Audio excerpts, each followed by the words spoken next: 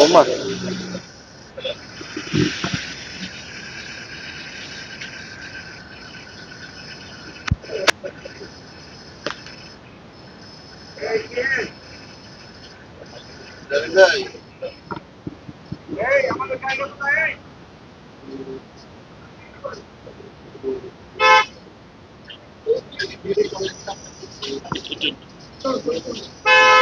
ভাই আপনাকে আমার কারণটা কি বলতে পারবেন ভাই?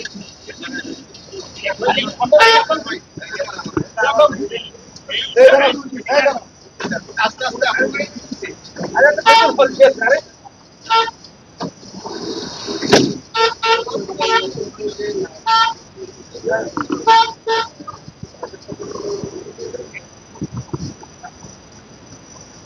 আমাদের নারায়ণগঞ্জ জেলার ডিবি টিম আমাদের ৩ আসনে মাননীয় সংসদ সদস্য আজল ইসলাম মান্নানের ছেলে খায়রুল ইসলাম সুজয়কে তার নিজ বাসভবন বসুন্ধরা এলাকা থেকে জিজ্ঞাসাবাদের জন্য ডিবি গার্ডে নিয়ে আসেন।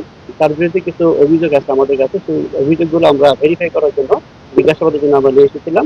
তো এই তাকে আরো অধিকতর জিজ্ঞাসাবাদের জন্য ডিএমপি ডিবি কার্যালয়ে এখন নেওয়া হবে। ডিএমপি ডিবি থেকে কর্মকর্তা এখানে আমাদের অফিসে চলে আসছে, তারা তাকে সেখানে নিয়ে যাবে। অভিযোগগুলো কি কি? যে অনেকগুলো অভিযোগ আছে আমাদের কাছে, আমরা এখন তদন্তের স্বার্থে আমরা এখন কাজ করছি না। যে অভিযোগগুলো আমরা তার কাছ থেকে তথ্য নিয়েছি, আমরা এগুলো ভেরিফাই করতেছি এবং আমাদের কাছ থেকে যে তথ্যগুলো পেয়েছি তার কাছ থেকে সেগুলো আরো জাস্টিফাই করা হচ্ছে এবং আমাদের ডিএমপি ডিবি কাজে নেওয়া হবে এই তথ্যগুলোর ভিত্তিতে আরো অধিকতর তদন্ত তথ্য পাওয়া যায় কিনা সেই কারণে তাকে নেওয়া হচ্ছে।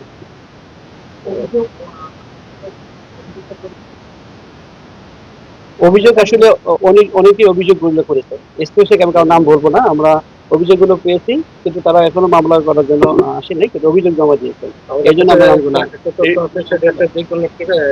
কোম্পানি ব্যক্তি এটা করা হয়েছে। আমি বলেছি যে অনেকগুলো অভিযোগ করেছে, মানে তারা মামলা করেনি কিন্তু অভিযোগগুলো জমা দিয়েছে। আমরা এই অভিযোগগুলো আসলে ভেরিফাই করার জন্য তাকে নিয়ে এসেছিলাম, জিজ্ঞাসাবাদ আমরা করেছি, কিছু তথ্য পেয়েছি এবং তার কাছ থেকে আরো কিছু মানে তথ্য পাওয়ার জন্যই ডিএমপি ডিবি কার জন্য তার বিরুদ্ধে কোনো মামলা নেই, চলমান কোনো মামলা নেই এবং কেউ তার বিরুদ্ধে কোনো মামলা রুজু করে।